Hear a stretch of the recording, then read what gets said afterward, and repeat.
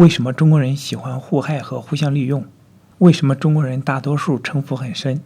中国古代建长城，互联网时代还在建国家防火墙，这其中有什么深层的文化心理因素？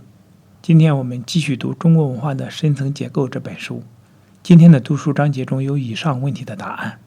今天读到人是工具还是目的这个专题。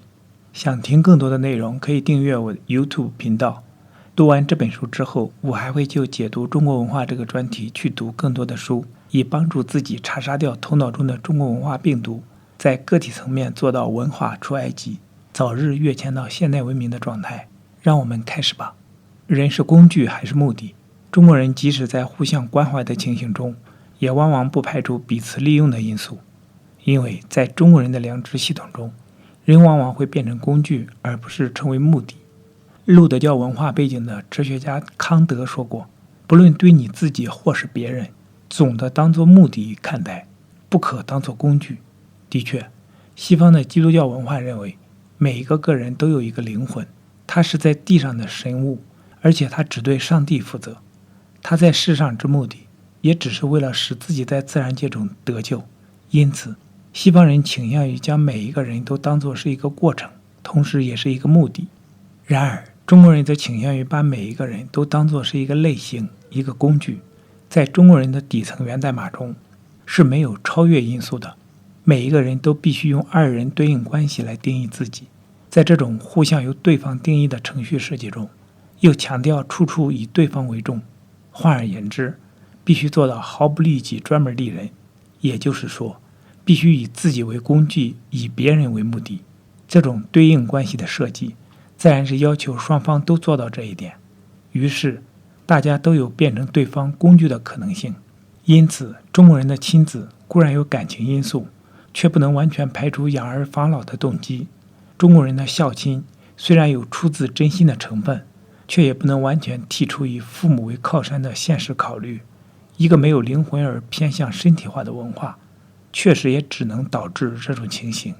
薄情寡义的西方人似乎是不喜欢广交朋友的，尤其是美国人，则更喜欢独来独往。他们对别人似乎不关怀，但也不干涉，并且一向习惯了依靠自己，似乎也很少考虑到如何将别人当筹码。对于来自外来的摆布，则更为警惕。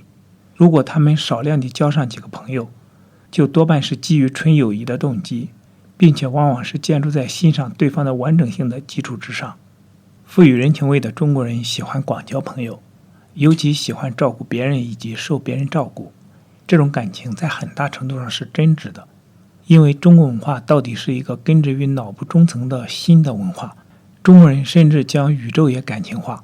然而，这种将感情泛滥化的结果，却往往会造成真假友情的界限不明朗状态。例如，在古代，奴隶主就称奴隶为宾客；到了后来，地主与佃农之间也被视为一种主人与客户的关系。甚至在现代，租房子给人住的仍然被比作请客的东主，而租别人房子的人仍然被比喻作被招待的客人。至于英文中的 landlord 与 tenant 等名目，也是源自封建时代的地主与佃户的称号，前者有物业的拥有者的意思，而后者则是有使用权的持有者的意思。因此就完全是一种冷冰冰的法权关系，不像何必阅历，亦有仁义而已矣的中国人那般富有人情味。事实上，在中国文化深层结构的文法关系上，这种感情的滥交化与将团结与大公无私捧入云霄的作风有相通之处。既然中国人可以利用团结来做斗争，也可以利用公来祭私，因此也会出现将朋友工具化的倾向。在日常交往中，一个毫不利己专门利人，处处照顾别人的人，固然不能说不具有真心，然而也不能完全排除想要奠定自己在道德上的优越感的动机。例如，中国人在饭馆吃饭之后，双方抢着付款，都不是一种贬低自己的姿势，而是一种抬高自己的行为，虽然这无伤大雅。因为在中国人二人定义一人的程序设计中，一个人从不可能完全站在自己的立足点上去抬高个人，他只有踏在集体之上才能这样做，而做的方式也只有先将自己抹杀掉。这正是老子所说的反者道之动，弱者道之用。因此就容易出现用欲取先予的方式，让别人欠自己人情债的作风。自己既然变成了债权人，将来就可以调动对方替自己办事。的确，有些中国人在帮了别人后，就会摆明地说，帮你不是白白的帮你，以后你要报答我。即使对方无力图报，也至少让他对自己感恩。因此，义与利的界限素来不明朗的中国人，在友情的这个范围内，却也可以出现金钱交易的意向。至于必须常常受别人照顾的人，则多半是被弱化了的个人。他们倾向于把依赖感与友情混为一谈，自己必须交朋友，是因为在感情上必须常与人在一起，或者是希望连自己分内之事也由他人去代劳。我们并不是说中国人凡是交朋友都是这样，只是说在这个新的文化里，一切范围都被感情化，因此就连纯粹友情以外的世界也被感情化。中国人是倾向于将任何人和任何事都蒙上一层人情味的色彩的，因此即使是逐利行为，也必须先套交情。这个倾向固然存在于个人之间，也存在于商号之间。在中国这个过分地身体化的文化中，除了少数人之外，交朋友很难得是一个灵魂的接触，而多半是为了帮助自己安身立命，有时甚至连结婚也是如此。在西方人的眼里，这种有心照顾别人，却是为了友情之外的目的的服务，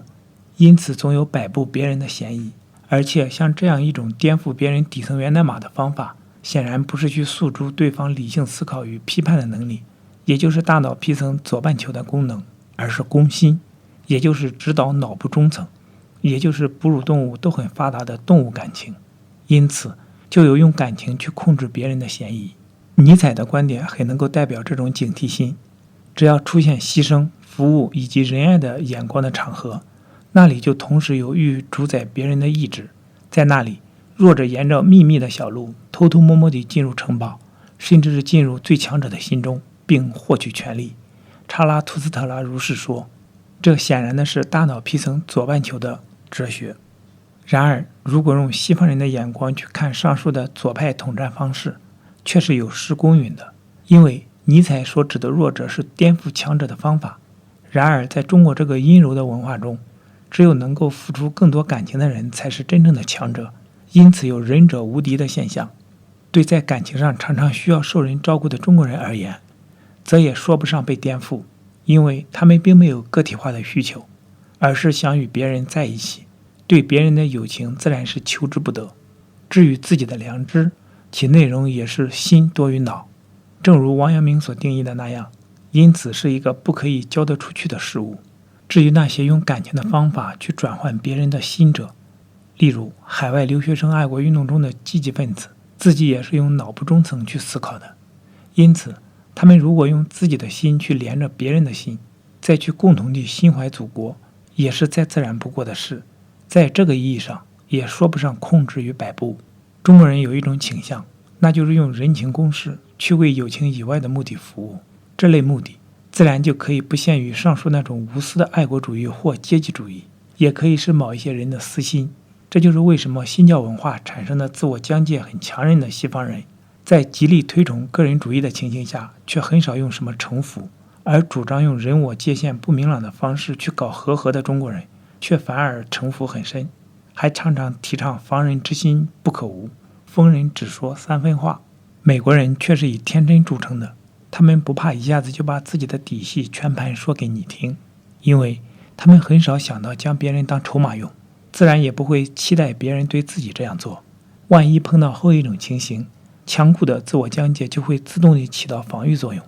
是他们不怕对别人说一个不字，因为他们无需做人，而强调必须是一个人，故此并不存在人言可畏的压力，说自己不会做人。中国人虽然搞我中有你，你中有我，结果反而往往会搞到步步为营的地步。对不太熟悉的人，中国人很少将自己的底细和盘托出，以免对方在心里存了档案，然后做一些迎合你的动作，以欲取先予的方式去达到他自身的目的。到时你这一方既然摆出了和合的姿态，也就摆脱不了，在一个必须做人的羞耻感的文化底下，也只能城府很深。这种现象与中国这个中央地方界限不清的大一统天下内部每一个城镇都设防的现象，是同一个文化深层结构的表现。事实上，每一个城镇都是城府很深的。在古代，每一个有城墙的据点都是一个国，因此国这个汉字就有被圈起来的形象。在某一种意义上，每一个城府很深的中国人都是一个小中国，并以其私心作为基地，按照做人的层次画同心圆，搞小圈子。而中国则是一个大圈子，它虽然说我们的朋友遍天下，却用一道世界上最大的墙将自己与外界隔离开来。古代是长城，今天则是国家防火墙。